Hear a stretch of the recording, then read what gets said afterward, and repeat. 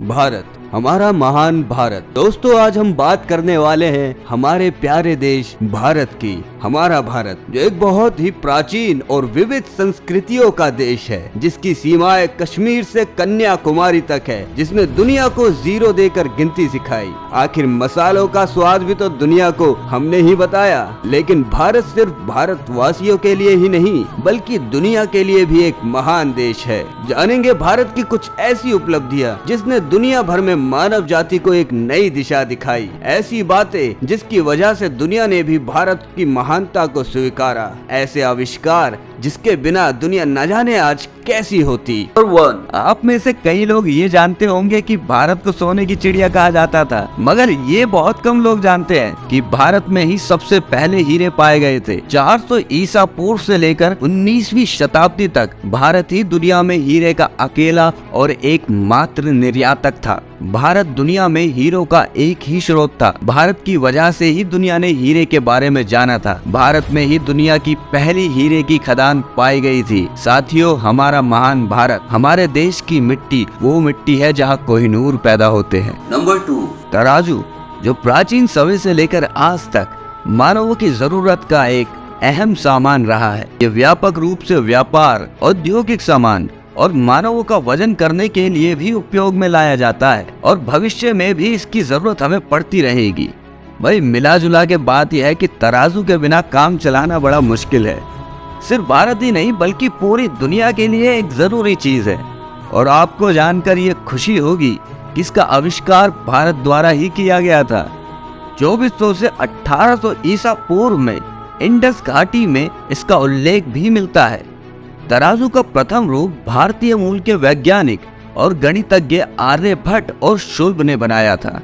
दोस्तों, अगर तराजू का आविष्कार भारत ने ना किया होता तो दुनिया आज भी अंदाजा लगा रही होती। नंबर 3, आज भले ही दुनिया भर के देश भारत के सामने अपने हथियारों की प्रशंसा करने में व्यस्त हो, मगर भारत का हथियारों के आविष्कार में अपना एक अलग ही इतिहास है।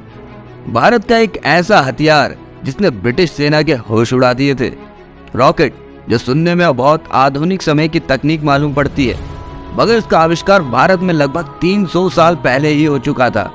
और इसका आविष्कार करने वाले थे मैसूर के शासक टीपू सुल्तान।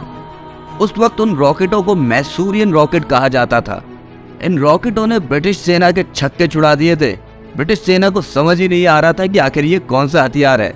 उस वक्त ब्रिटिश सेना तो क्या, दुनिया में किसी के पास ऐसा हथियार मौजूद ही नहीं था। 1780 में मैसूर की दूसरी जंग में भी इन रॉकेटों की बदौलत ही टीपू सुल्तान ने अंग्रेजों को घुटने टेकने पर मजबूर कर दिया था। नंबर 4, अगर मैं आपसे ग्रेविटी यानी गुरुत्वाकर्षण बल के बारे में बात करूं, तो आप में से ज्यादातर लोगों का जवाब तो यही होगा कि इसकी खोज न्यूटन ने सबसे पहले की थी। लेकिन यहाँ मैं आपको कहना चाहूंगा कि ये पूरी तरह से सच नहीं है, क्योंकि न्यूटन वो पहला आदमी नहीं है जिसने गुरुत्वाकर्षण बल के बारे में दुनिया को बताया, बल्कि वो इंसान थे महान मैथमेटिशियन ब्रह्मगुप्ता, जिनका जन्म न्यूटन के जन्म से 1000 साल पहले भारत के राजस्थान में ही हो चुका था। ब्रह्मगुप्ता अपने श्लोकों में कहते भी हैं कि पृथ्वी में खींचने की शक्ति है। पृथ्वी भारी चीजों को आकर्षण के बल पर अपनी तरफ खींचती है। आकर्षण के कारण ही ये सब गिरते प्रतीत होते हैं। हालांकि उन्होंने गुरुत्वाकर्षण जैसे शब्दों का प्रयोग नहीं किया, मगर उनकी बातों से ये साफ जाहिर होता है कि वो किस बारे में बात कर रहे हैं। लेकिन इसको भी नकारा नहीं जा सकता कि न्यूटन ने ही गुरुत्वाकर्षण का सिद्धांत गणित के रूप में दुनिया को दिया, जिसकी वजह से हमें सौर मंडल को समझने में काफी मदद मिली। लेकिन कई लोगों का ये भी कहना है कि न्यूटन ने अपनी खोज ब्रह्मगुप्ता के श्लोकों के आधार पर ही शुरू की थी। नंबर 5, हवाई जहाज के इतिहास की बात हो तो दुनिया मानती है राइट ब्रदर्स वो पहले लोग थे जिनके जरिए दुनिया के पहले विमान ने उड़ान भरी थी।